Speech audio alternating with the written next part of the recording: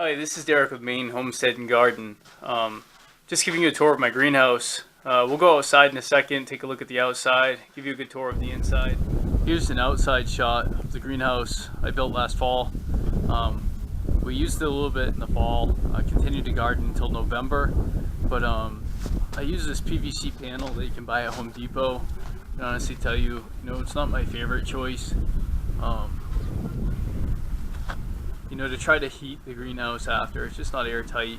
So we did put plastic on the inside after, doubled up the walls, which then takes away a little bit of the natural light, but I was able to keep heat and even able to keep the greenhouse going until late November in Maine without too much heat. When I went into the first couple weeks of December, I started heating it at night with a propane heater, vent-free propane heater, just so that I had some potatoes in boxes that I just wanted them to continue to grow, and so I could harvest the potatoes. So I kept those going just for a couple of weeks and then shut it down. But we're getting ready to start it up. It's March 10th, and we're getting ready to start it up this year. But I have two sides that are these poly panels, and then two sides that are solid wood, just to give it stability. And I have a wood stove inside, but I'll get some shots of inside and stuff and show you what it looks like. So here we are inside. This is the lovely wood stove. I'm using that this spring. I had a propane heater in here last year, but here in Maine until about May anyways, we're going to need some good heat. I got a couple cord of wood outside that's been seasoned since last fall. There's some wood drying inside here, but there's my bench. I got to build another bench above it, maybe even one more above that. Started laying out some trays today. I used a bubble wrap as an insulator on the inside, and then I put on the ceiling. I put a layer of poly on the inner layer down low, like I have my regular pitched roof, and then I put my layer of poly, which holds heat incredibly. But in Maine, it being so cold, we have to find ways to give us a few extra months, or even 6 extra months of gardening. We only get about a 3 or 4 month season of gardening. So by adding the greenhouse, I have two sides that are solid plywood. It really gives us an opportunity to extend our season. My greenhouse is a little messy, like I said. We're just opening it up.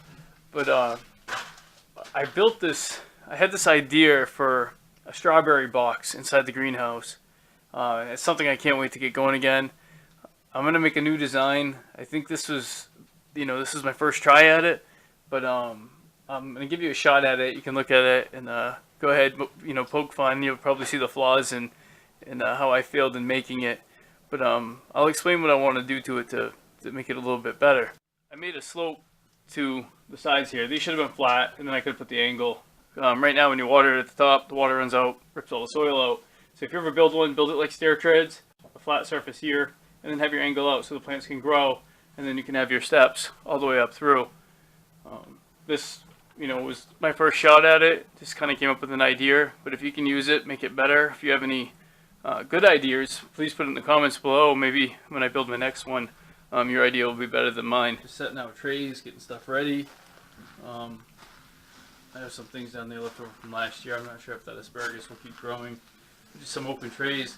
But one of the reasons why we're here today is we have this radish seed, or the radish that grew into seed, and we wanted to process it and break it down. I did some last year and grew it for microgreens just as a fun little hobby. It takes some time, but if you're into getting your own seed, just planting one radish seed and letting it grow into seed, and by the end of the year, even in the same year, you can replant them and grow radishes again, or microgreens, or whatever you want.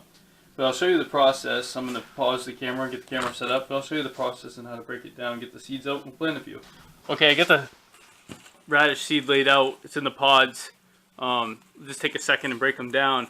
But these pods, some of the small ones are a little bit of a pain, but just to show you, I think you can see here, you just crack them open, let them dry. I hung them inside my greenhouse, let them dry, just launched a few seeds everywhere.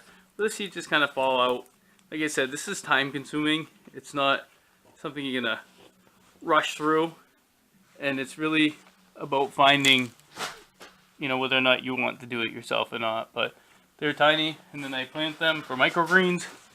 Just something fun when there's not a lot of gardening to do. But again, pop open the pod, drop the seeds out. Not sure if you can see them right there, but drop the seeds out. I average about 4 or 5 seeds per pod. And again, like I said, it's just fun this time of year when there's not a lot going on for the greenhouse. And then replanting these seeds just so that while I'm out here planting, I can have microgreens.